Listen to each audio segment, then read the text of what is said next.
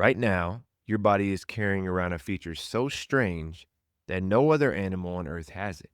Not your thumbs, not your big dumb brain, something worse.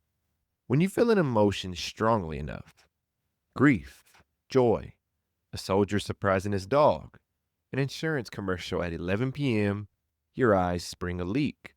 You start producing warm salt water from your face, usually in front of people, usually about something you'd rather die than explain. And no other animal does this. A lion does not cry. A great white shark has never once gotten misty. Your dog gets sad, sure, but it has never sat by the window leaking over someone who didn't text back. Out of every creature that has ever existed, exactly one of them involved to spring a facial leak when its feelings get hurt.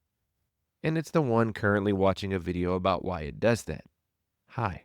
Now, most people assume crying is simple. You're sad, water comes out, the body's just glitching, a leak, a factory defect. But evolution does not keep factory defects around for 200,000 years. Evolution is the most ruthless landlord in history. It evicts useless features without a shred of guilt. So if crying were truly pointless, it would have been gone a long time ago. The fact that it's still here, fully operational, means it's doing a job. We just spent most of human history with no idea what the job was. And the real answer is stranger, and honestly, a little more beautiful than sad equals water. It involves three completely different kinds of tears: a chemical you are flushing out of your skull on purpose, and a question scientists still kind of mumble their way around. Why does crying feel good? So let's start with the tears, because it turns out you've been making them this whole time and lying to yourself about it. You have three types of tears. You're producing two of them right now and have never once said thank you. First, basal tears, the boring ones, on the clock 24 hours a day, keeping your eyeballs from drying out and cracking like a phone screen you refuse to put a case on. Thankless work. Your eyeball is a terrible boss. Second, reflex tears. Your eyeball's panic button. Onion, gust of wind, rogue eyelash, flooding in to flush the thread out. Tiny windshield wiper fluid for the one windshield you can't replace. Mechanical, simple, no mystery. And then there's the third kind, emotional tears. And these make no physical sense at all. Nothing got in your eye. The eyeball is fine. The eyeball is having a great day. And yet, here comes the salt water anyway, summoned by a memory, or a song, or a dog. So in the 1980s, a biochemist named William Frey did the thing nobody had bothered to do. He collected people's tears, sad movie tears from one group, onion tears from another, and chemically analyzed them. And they were different. Emotional tears had more protein, more hormones, higher levels of stress chemistry than the reflex tears did. Meaning when you cry from emotion, you are not just leaking water, you are physically flushing stress chemicals out of your body. Your tears are taking out the trash. Your face has a built-in waste disposal system, and it tends to switch on during arguments. And it gets one notch stranger, because crying is also a signal. Notice you almost never cry hardest when you're alone and numb. You cry hardest the second someone hugs you or asks, "Hey, are you okay?" In the gentle voice, and your entire face immediately rats you out.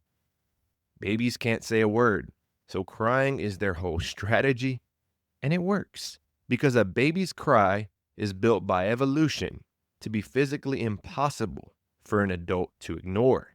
It's basically a biological car alarm. That's the clue. Tears aren't just a release valve. They're one of the most honest signals a human can send. I need help, or I'm not a threat. Faster than words and almost impossible to fake. Your body, built by a feature whose entire purpose is to tell other people the truth about how you feel, at the exact moment you've lost the ability to say it. So here's where it flips. We spent this whole time treating crying like a problem, a leak to fix, a thing to apologize for. But look at what it actually is: a system that flushes out stress chemistry, calms your nervous system down, and signals for help all at once. That's not a glitch. That's one of the most sophisticated things your body does. When you cry, your heart rate slows, your breathing settles, the same nervous system that was reading starts coming back down. Crying is the body's way of hitting the reset button on a feeling that goes too big to hold, which means the thing you do at your lowest, most embarrassing, please don't look at me moment, is actually your body working exactly as designed. It's not falling apart. It's the opposite. It's the system succeeding. And here's the part that gets me. We are the only animal that does this, and we spend enormous effort trying not to. We apologize for it. We do it in bathrooms, in cars, with the lights off. We treat the single most human thing we do like a secret. A dog cries, we comfort it. Baby cries, we pick it up. Grown person cries, and we hand them a tissue and quietly hope they stop. Think about how strange that is. The one species built with this incredible release valve spends its whole life trying to keep it shut. We got handed the most advanced emotional tool on earth and decided the polite thing to do was pretend we don't have it. And we don't just hide it, we rank it. Somewhere along the way, we decided some tears are allowed and some aren't. Crying at a wedding? Fine. Crying at a funeral? Expected. Crying at your desk on a Tuesday because everything is just slightly too much? Absolutely not. Pull it together. And the rules are different depending on who's doing it. We teach little boys almost from the start that the valve is supposed to stay shut. Big boys don't cry. 4 words, handed down for generations to a creature whose body literally built crying as a survival tool. It's like telling someone their immune system is embarrassing.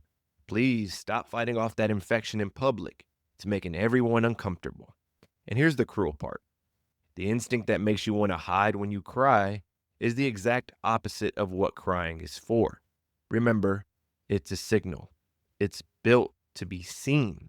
It's your body's way of telling the people around you, I'm at my limit. I need you to come closer. So when you cry alone in a locked bathroom, you're running the most advanced social sign you own with the receiver unplugged. You're sending the flare. You've just made very sure nobody can see it.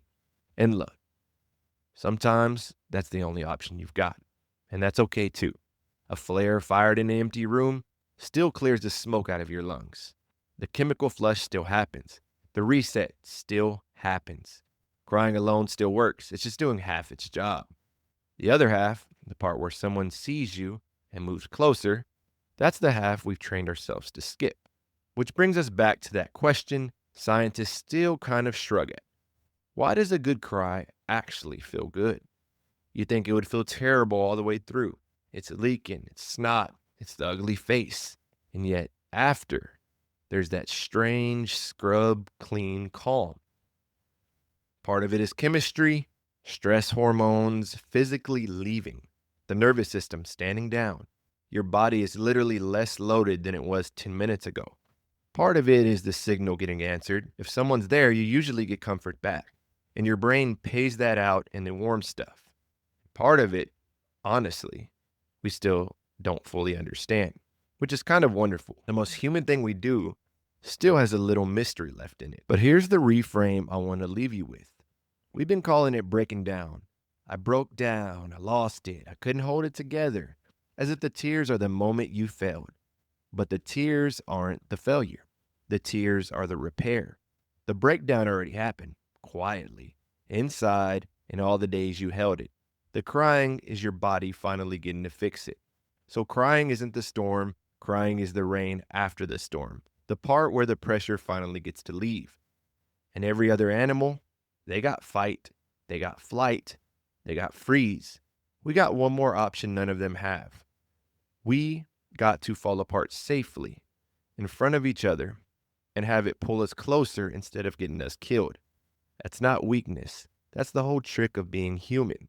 A body that can cry in front of another body and be met instead of abandoned is a body that figured out how to survive together.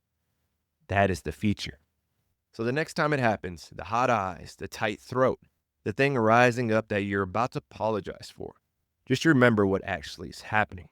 Your body is running a 200,000-year-old program flawlessly at the exact moment you need it most, flushing the stress, resetting the system, telling the people who love you the truth faster than you ever could with words. It is the single most sophisticated, most honest, most human thing your body knows how to do. We are the only animal that got handed this, the only one. And out of everything that makes us human, the language, the thumbs, the big, strange brain, we looked at the one feature designed to tell the truth, heal the wound, and pull us toward each other. And we decided that was the part to be ashamed of. Anyway, that's why we cry. Ever wonder